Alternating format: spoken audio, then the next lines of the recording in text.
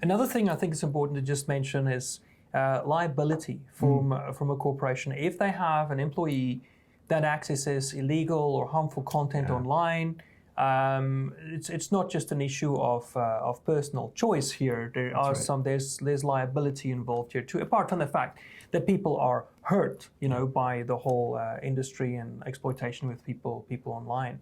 So that's another thing that I think is of value. So for this H2B setup, there is no dark web, right?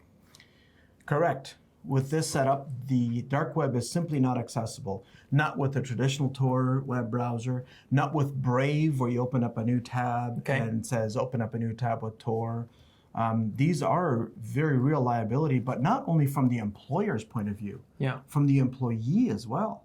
Because we now have a number of cases where the employer decided to sue an employee that clicked on a link that caused ransomware. Right. So you actually have liability protection going in both directions here. Right.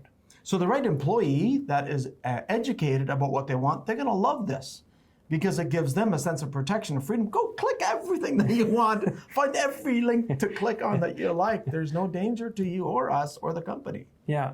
So again, just to run over it, can you even access pornography on this device? Let's have a test here. Well, I think one of the first things that are obviously the guys are in the news is Pornhub. Okay, right? So let's do a search for Pornhub, right? Does it even show up? There are stories about Pornhub, right?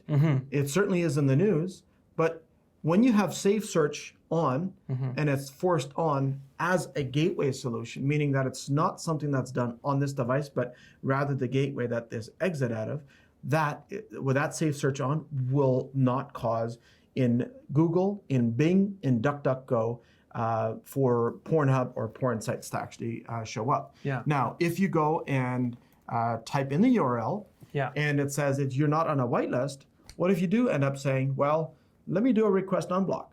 Let me see if I can get there. Yeah. So this could happen, of course, theoretically, as it could be on any other illegal or, as it were, legal adult content website.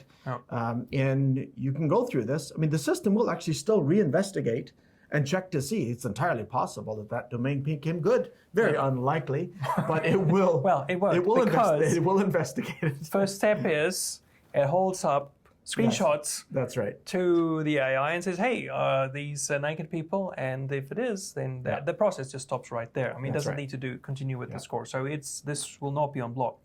So Pornhub does not exist for this device. And even if the user asked for it, again, Bright Web enforced, so only what the user had asked for. That's right. And that is good. Right. So even if the user is asking for the wrong things, not going to allow it on. Yeah, right? Exactly. Okay. Exactly. Okay. And then again, what about dark web access? So the dark web access, it's natively on iOS. That's already difficult. Nearly impossible, simply because there is no. There's no way on iOS. There's no way on iOS Safari browser to open up a Tor tab like you can in Brave. So you'd have to essentially get an app that gives you the Tor browser, but because that's locked, one, you can't get the app. So even if we were to do a search again here and go to the App Store, so one, we can't go to the App Store. Sorry, that takes us.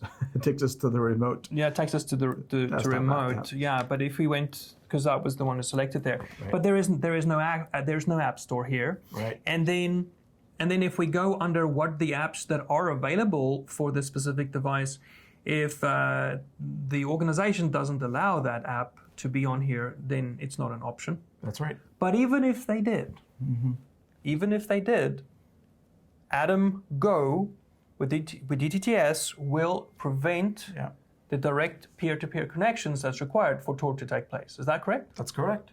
Yeah. Right. So essentially, dark web erased for this device. It simply doesn't exist because there are too many places where the dark web will not be accessible. If the app did exist on this iPad, but the ADAM Go policy doesn't allow it, it still couldn't access it. Right. So that said, there are very, very few edge cases where the dark web might need to be accessible by a legitimate whistleblower, by someone who's doing legitimate research. In that case, yes, there is a way that can be facilitated of course. using another solution, still on this platform, but it's not the typical solution. But you're an administrator now. Yeah. You need to make sure that your guys are working in finance or they're working in medical, whatever, and they need to work mobile, and they don't need access to the dark web. That's right. That's right. You can control that. Correct. And in other settings, you cannot. So essentially, this mobile setup, more secure than an on-premise lockdown setup or the attempted lockdown setup that you'll find in most corporations today. That's exactly right. We stand by that.